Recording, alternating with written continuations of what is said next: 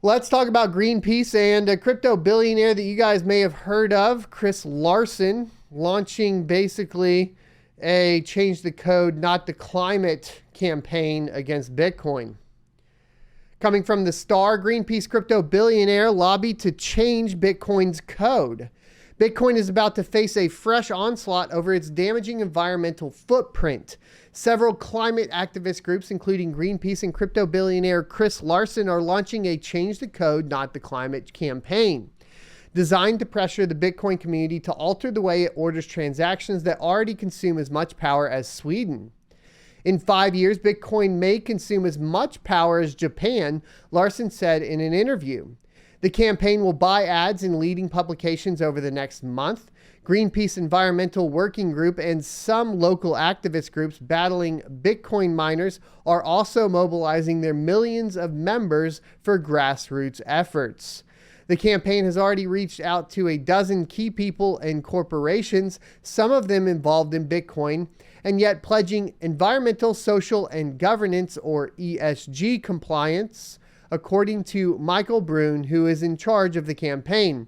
Quote, "We are in this campaign for the long haul, but we are hoping, particularly since Bitcoin is now being financed by entities and individuals who care about climate change, that we can compel leadership to agree that this is a problem that needs to be addressed," end quote, said Brune, who is a longtime executive director of the Sierra Club before resigning last year.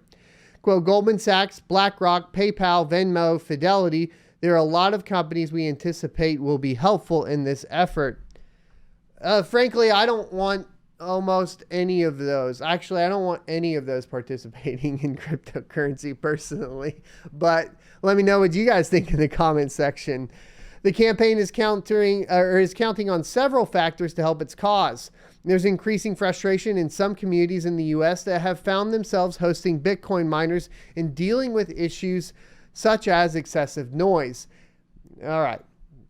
Noise pollution could be a thing, right? But if you are zoned in the proper sections and you are going beyond your housing, I don't think that that's as big of a deal. Also, there are companies currently working on low noise applications for even ASIC miners, specifically for home mining, which I'm hoping to get more info on, of course, as we get closer to Bitcoin Miami. I will not be attending, but I'm aware of some companies that are going to be presenting basically home mining solutions for ASIC miners.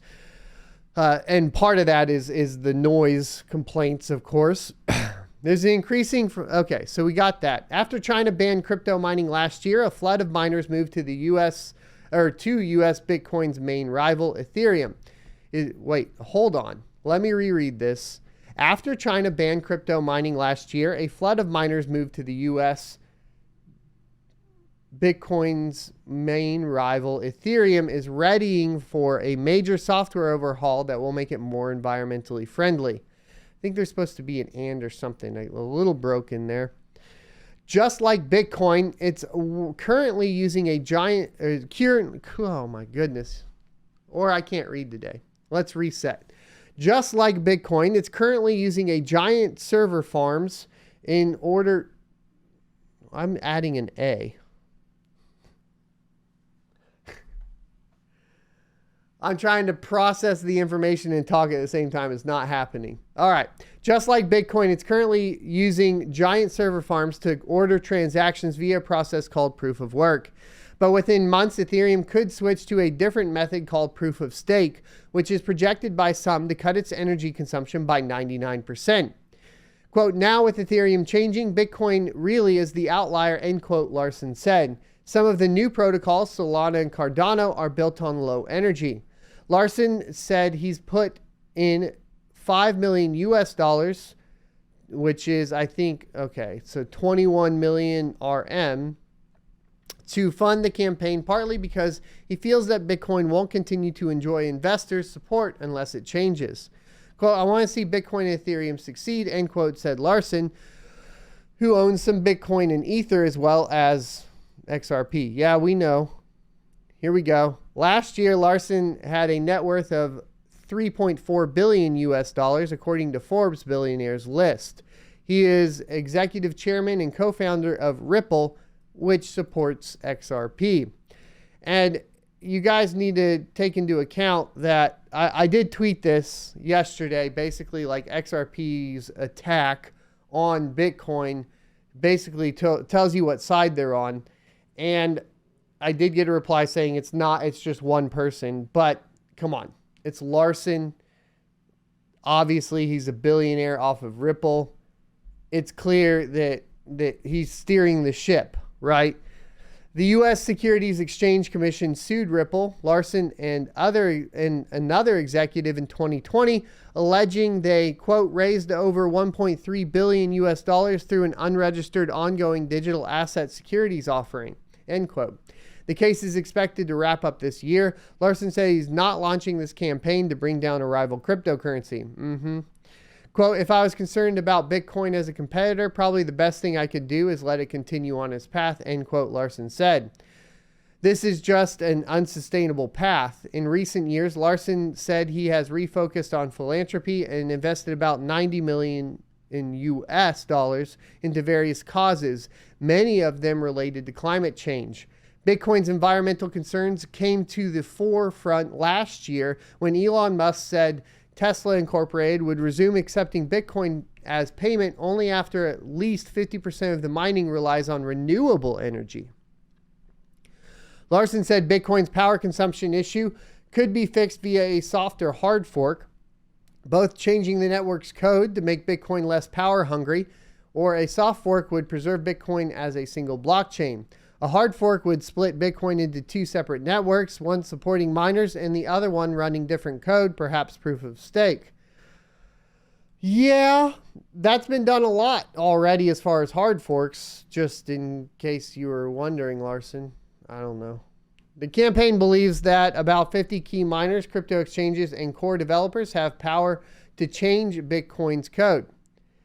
Whether the campaign will work is a different story. Bitcoin miners earning more than 15 billion US dollars last year, according to data from the Block Research, would have to be given incentives to switch. Shifting to proof of stake is technologically complex, and it has taken Ethereum years to develop and test the code necessary for the change.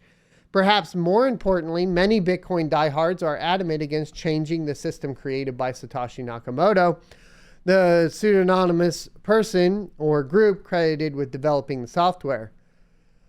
Quote, I'd put the chance of Bitcoin ever moving to proof of stake as exactly 0%, said Chris Bedixson, a Bitcoin researcher at CoinShares and one of the world's leading experts on Bitcoin mining. Quote, there's no appetite among Bitcoiners to destroy the security of the protocol by making such a move, end quote. But while maximalist Bitcoiners may not want to deviate from Nakamoto's vision, Larsen contends times are changing. Quote, some of it borders on religion. Heresy, of course, is not a technological term, end quote, he said. Now, a lot of what's driving crypto is the enormous liquidity that's come from the traditional market players. And generally, those people are not religious about these technologies, so it's just a matter of time, end quote. And I think that he's correct there on the end. Of course, I agree that there is pretty much a 0% chance that Bitcoin would ever move proof of stake. Remember, the governance is driven by the miners. The miners are driven by basically all the collateral that they have stacked up in ASIC miners. They're going to create the votes. You're not going to be able to shift it. I guess you would have to influence all 50 of those miners, essentially the largest ones, as they have talked about, to go ahead and want to basically self-destruct their own infrastructure, which doesn't seem like a very smart move, nor something anybody would want to do. So when we're talking about like his last point there of the general or the liquidity coming in from traditional market players, you have to take into account that those traditional market players are also investing into mining as well. And a lot of them now are shifting. It's even shifting to the point to where you have electric companies also investing in that. So the people there supplying the power to the power grid. So I don't see this being a problem. What I wanted to point out and make clear, though, is that this is XRP. This is how they function. This is their thought process. And personally, I don't trust Ripple or XRP. I haven't for a long time, primarily due to the fact that they do plan on integrating banks into cryptocurrency. And yeah, you could call me idealistic and all of that, but I would stay away from it personally from that standpoint, sticking to the fundamentals, right? I hope you enjoyed this clip from the Crypto Mining Morning Show every Monday through Friday, 7:45 a.m. Pacific and 10:45 a.m. Eastern Time. You can check out more clips here, or if you're interested in checking out the entire live show, you can check that out down here. Thanks for watching, and I'll see you next Tuesday.